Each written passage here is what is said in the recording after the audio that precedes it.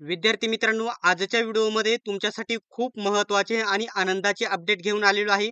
विद्यार्थी मित्रांनो, एस-टी महामंडळ, महाराष्ट्र एस-टी महामंडळामध्ये तब्बल 17,450 जागांसाठी भरती येणार आहे.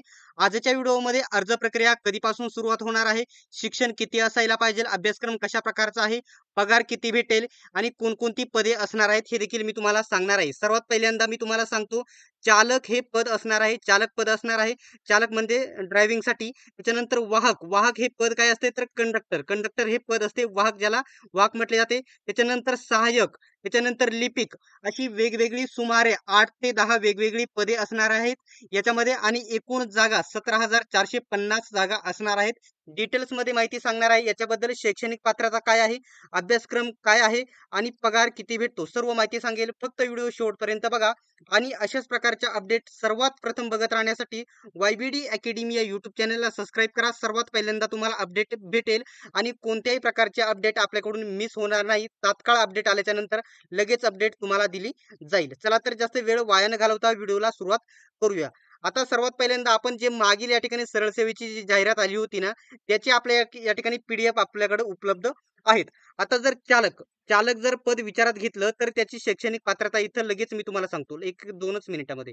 इथे 1 मिनिट मला पेन घेऊ द्या ऑप्शन चॉईस करून. ठीक आहे, 1च मिनिट. इथं बघितलं तर बघू शकता माझ्याकडे पूर्ण मागील वर्षी जो GR होता तो संपूर्ण माझ्याकडे उपलब्ध आहे. जिल्ह्यानुसार जागा लवकरच येणार आहे आणि ते देखील मी तुम्हाला डिटेल्समध्ये माहिती याची सांगणार आहे. तर या ठिकाणी जर शैक्षणिक पात्रता बघितली, कोणकोणती पदे असणार आहेत ते देखील मी तुम्हाला पुढे सांगतो. शैक्षणिक पात्रता जर बघितलं, इयत्ता 10वी SSC उत्तीर्ण असणे गरजेचे आहे. सोबतच तुमच्याकडे समजा तुम्ही चालकला जर फॉर्म भरत असाल किंवा वाहक, वाहक म्हणजे कंडक्टर हे लक्षात घ्यायचं आहे. वाहक आणि सहाय्यक, लिपिक अशी वेगवेगळी पदे असणार आहेत. याच्यामध्ये सर्वात महत्त्वाचा पॉईंट मी तुम्हाला इथे सांगून घेतो. 10वी पास तुम्ही असणे गरजेचे आहे कोणत्याही पदासाठी अर्ज भरण्यासाठी. 10वी पास असणे गरजेचे आहे. सोबतच तुम्हाला मराठी भाषा लिहिता, वाचता आणि बोलता येणे गरजेचे आहे. आणि सर्वात महत्त्वाचा इथं प्लस पॉईंट मी तुम्हाला एक सांगतो. बघू शकता, प्रादेशिक परिवहन कार्यालय RTO. आता प्रत्येक शहराचे RTO वेगवेगळे असतात विभागानुसार. यांच्याकडील सार्वजनिक अवजड वाहन चालवण्याचा वैध परवाना असणे गरजेचे आहे. कशासाठी? हा बॅच बिल्ला, वाहन चालक परवाना म्हणजे तुमच्याकडे लायसन असणे गरजेचे आहे. चालकसाठी सांगतोय, सर्वात पहिल्यांदा लक्षात घ्या. तुमच्याकडे वाहन चालवण्याचा म्हणजे या ठिकाणी गाडी चालवण्याचं, फोर व्हीलर चालवण्याचं लायसन असणे गरजेचे आहे. आणि या ठिकाणी RTO कडून जो भेटतो, RTO कडून भेटतो या ठिकाणी प्रत्येक विभागानुसार RTO असतो. त्याची या ठिकाणी बॅच बिल्ला, त्याला PSV असे PSV बॅच बिल्ला असे दिले जाते. तो बिल्ला तुमच्याकडे असणे गरजेचे आहे. हा बिल्ला कशा प्रकारे काढायचा पुढच्या व्हिडिओमध्ये डिटेल्स मध्ये मी तुम्हाला माहिती देईल. बघू शकता इथे गट ड म्हणजे प्रादेशिक परिवहन कार्यालय RTO यांच्याकडील वाहकाचा वैध परवाना बॅच बिल्ला तुमच्याकडे असणे गरजेचे आहे नियुक्तीपूर्वी.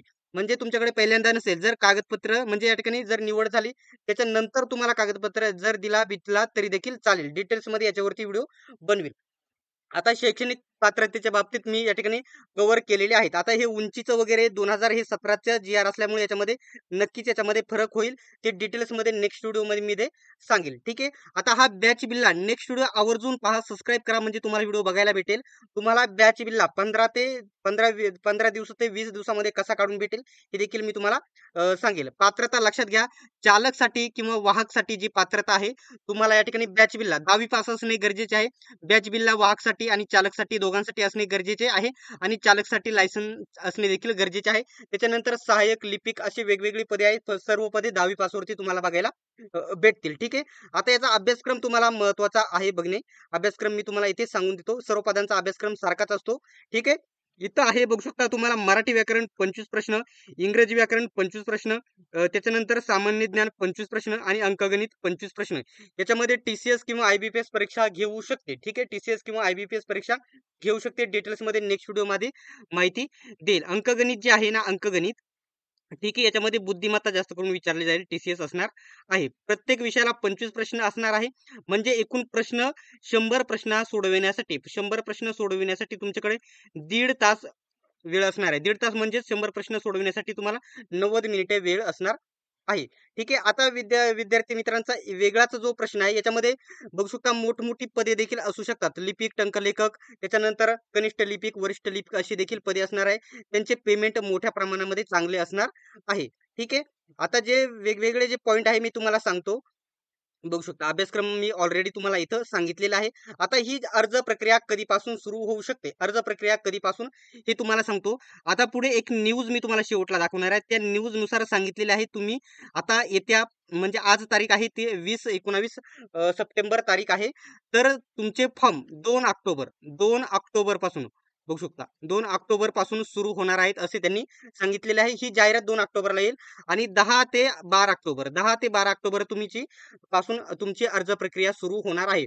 बॅच बिल्ला सर्वांसाठी लागणार आहे आणि तो कसा काढायचा मी डिटेल्समध्ये नेक्स्ट व्हिडिओमध्ये मी तुम्हाला सांगणार आहे. ज्याच्यामध्ये बघू शकता इलेक्ट्रिशियन, त्याच्यानंतर फिटर, वेगवेगळी मेकॅनिकल वेगवेगळी पदे याच्यामध्ये असणार आहेत.